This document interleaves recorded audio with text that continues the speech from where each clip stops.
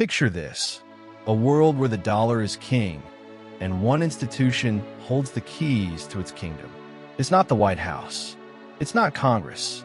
It's the Federal Reserve, the Federal. In a nation divided by politics, why do Americans trust this unelected group of bankers more than their own government?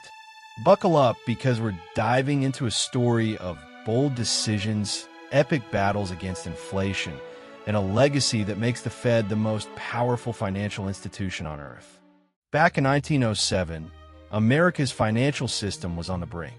Banks collapsed, savings vanished, and trust in money evaporated. Enter the Federal Reserve, created in 1913 to be the nation's financial firefighter. Its mission? Stabilize the economy, tame inflation, and keep unemployment in check. But here's the kicker.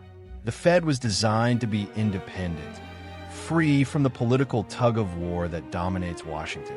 No president, no senator, no lobbyist could pull its strings. So how did the Fed earn America's trust? It all comes down to one man, Paul Volcker, a legend who changed everything. It's 1979, and America's in trouble. The oil crisis has sent prices through the roof. Inflation's raging at 14.8%. Your groceries cost double what they did a year ago. Enter Paul Volcker, the new Fed chairman, with a plan so bold it shocked the nation. His weapon? Skyrocketing interest rates to over 20%. Businesses choked, home buyers panicked, and unemployment soared past 10%.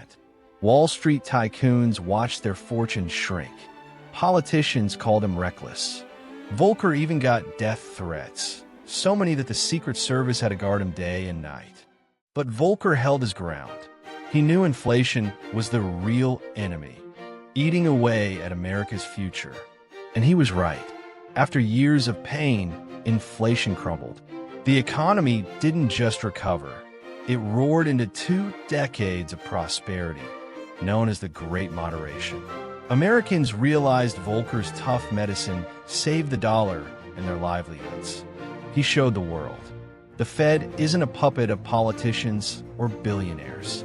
It's a fortress of trust built to protect the nation, no matter the cost. Fast forward to 2018. President Donald Trump, who appointed Fed Chairman Jerome Powell, wasn't happy. He called Powell's interest rate hikes a mistake. When reporters asked Powell if he feared being fired, he didn't flinch. The Fed's structure ensures our independence from the government, he said. The markets know it, we know it, and the government knows it. Our foundation is trust, and our job is to keep it. That's the Fed's secret sauce. It's built to make tough calls, free from election cycles or political pressure. Unlike politicians chasing votes or short-term wins, the Fed plays the long game. Its decisions are driven by data, not headlines.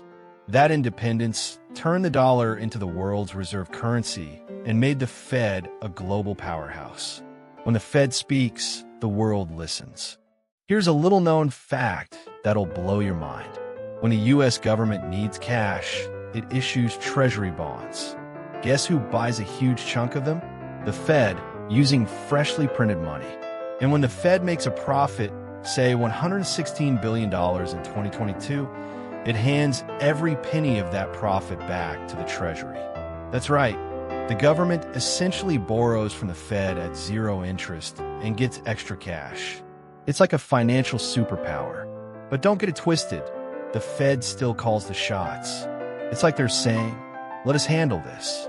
If we mess up, we'll take the heat. But the profits? They're all yours. From Paul Volcker's iron will to Jerome Powell's steady hand, the Fed has proven it's more than a central bank. It's America's anchor of trust. By making the hard calls, standing firm against political pressure, and safeguarding the dollar, the Fed has earned something rare: the confidence of a nation. In a world of uncertainty, the Fed stands tall, reminding us that trust, built on bold action, is the true currency of power.